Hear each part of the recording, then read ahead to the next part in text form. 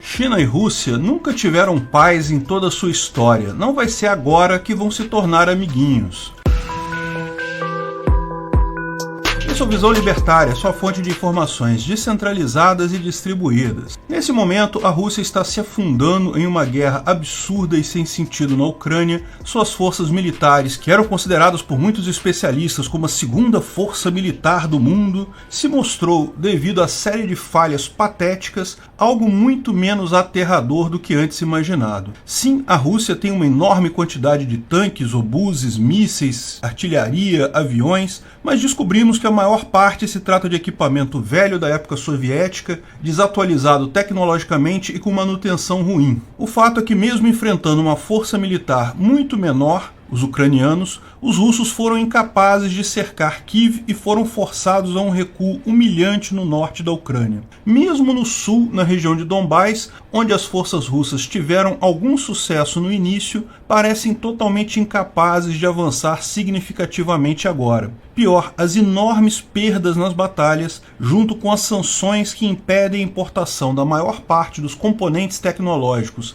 necessários para armas, os russos têm ficado desesperados, têm pedido ajuda ao Irã, à Síria até a Coreia do Norte. Embora esses países autocratas possam ajudar em alguma coisa, pouco provável que consigam fazer diferença nessa guerra. São usados mais como reforço psicológico, como recentemente circulou o boato que a Coreia do Norte iria enviar 100 mil soldados para ajudar na guerra. Pura balela, mas pode ajudar na moral dos soldados russos na frente de batalha. Mas o grande aliado que a Rússia esperava ter e que poderia ter feito diferença é a China. A China, porém, tem sido reticente em ajudar diretamente a Rússia. No campo diplomático, lógico, tem se colocado 100% a favor da Rússia, mas até aqui tem negado pedidos de apoio militar. E os motivos para isso são dois. O primeiro é o medo das sanções e retaliações do Ocidente. A China tem relações comerciais boas com o Ocidente e isso é parte crucial da riqueza chinesa.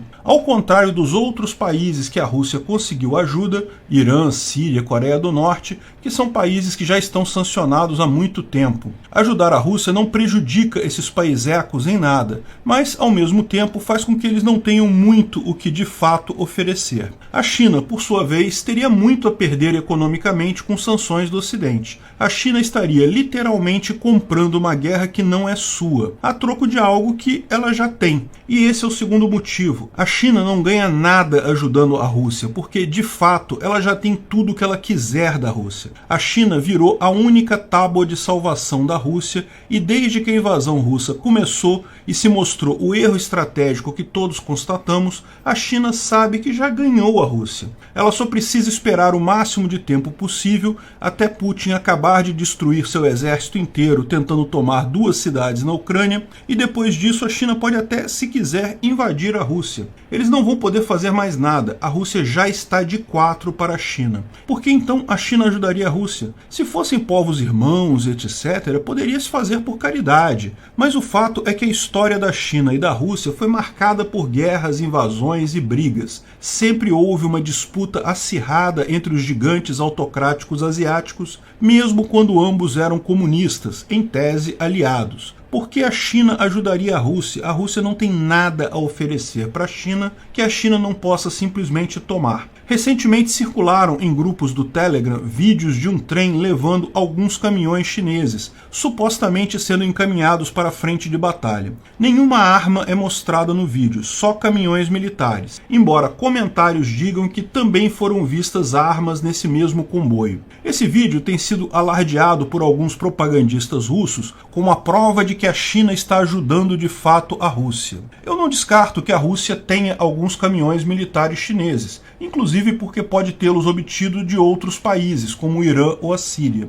A China nega veementemente estar enviando ajuda militar para a Rússia, mas poderia, em tese, estar mentindo devido ao primeiro motivo, ela não quer sofrer sanções. Mas o fato que o que me faz desacreditar que a China esteja ajudando mesmo é o segundo motivo. A China não ganha nada ajudando a Rússia. A Rússia já está de 4 para a China. Provavelmente o vídeo foi feito com poucos caminhões que eles conseguiram no no Irã de fabricação chinesa e tem o objetivo apenas de dar algum alento às tropas. Olha, a ajuda já está chegando, a China vai nos ajudar. Esse mero alento psicológico pode ajudar de fato porque a situação para os soldados russos é desesperadora, a moral está muito baixa e qualquer truque desse tipo pode chegar a ajudar alguma coisa. Mas existem indícios que, ao contrário de ajuda, a China pode estar preparando, ao contrário, uma rasteira na Rússia, uma invasão da Rússia. Xi Jinping precisa de vitórias políticas para se firmar como comandante supremo chinês. A recondução dele ao cargo, que era certeza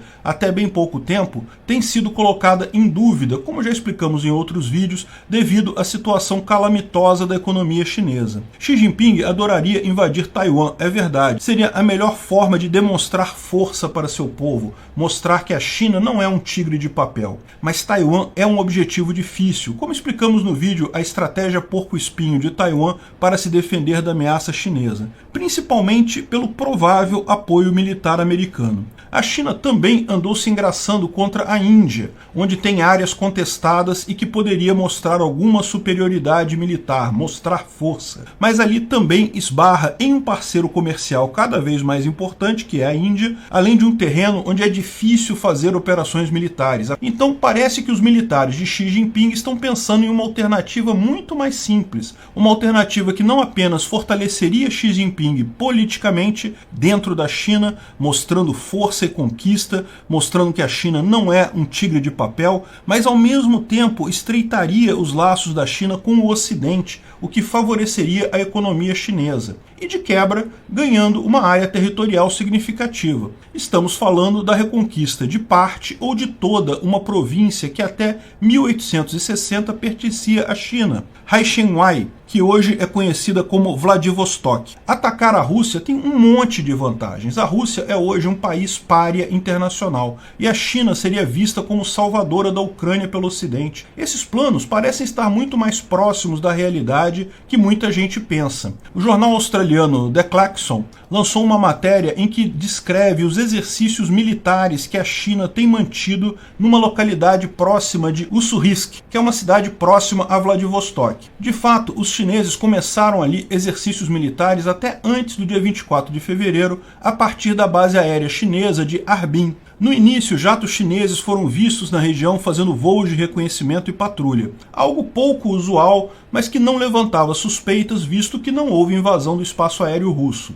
Em março, um conjunto de bombardeios Xi'an H-6 conduziram manobras e treinamentos na região. No final de março, o 78º Grupamento do Exército Chinês realizou exercícios enormes com tanques e veículos blindados na mesma região da borda entre a Rússia e a China. De fato, mesmo antes da invasão da Ucrânia, em janeiro desse ano, a China chegou a fazer alguns exercícios aéreos ali, mostrando que, possivelmente, Xi Jinping já sabia dos planos de Putin e já se preparava para isso. Todas essas atividades passaram desapercebidas, por um lado, por conta da situação na Ucrânia, que tem direcionado toda a atenção para lá, e de outro porque as forças chinesas não deram publicidade a elas. Elas não eram propriamente secretas, mas não fizeram publicidade como, por exemplo, fizeram nos exercícios próximos a Taiwan. O fato é que disputas nessa região não são tão antigas assim. Em 1969, os chineses invadiram e mataram soldados russos na ilha de Zhengbao-dao, conhecida como Damansky pelos russos, o que gerou um forte retorno diplomático pela Rússia,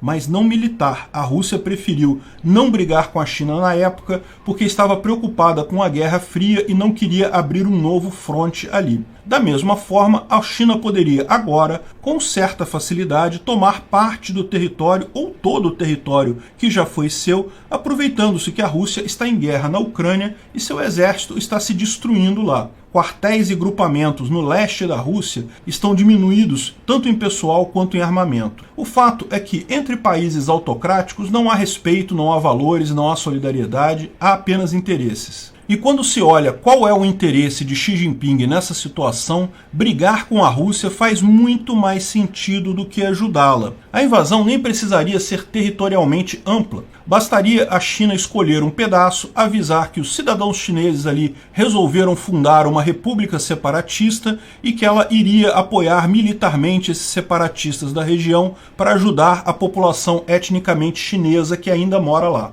A Rússia não teria nenhum argumento contra isso, visto ser exatamente o mesmo argumento que ela usou para invadir a Ucrânia. Xi Jinping teria um adversário contra o qual poderia mostrar seu valor militar e, diferente da situação em Taiwan, ele tem de fato uma chance significativa de ganhar. Isso fortaleceria ele na visão dos chineses porque, embora a Rússia tenha se mostrado um exército muito mais fraco na prática do que era em teoria, ainda é considerado por muitas pessoas no mundo um exército sério. E de quebra seria entendido como algo positivo pelo Ocidente, uma ajuda à Ucrânia. Forçaria a Rússia ou a ceder em um dos dois lados ou a dividir suas tropas. Lógico, é impossível prever exatamente o que fará um ditador maníaco como Xi Jinping, da mesma forma que é impossível prever as ações de um psicopata como Putin, mas que tudo aponta como sendo algo muito mais factível, concreto e interessante para Xi Jinping, certamente. Xi Jinping pode até esperar mais um pouco para a Rússia perder a maior parte do seu exército na Ucrânia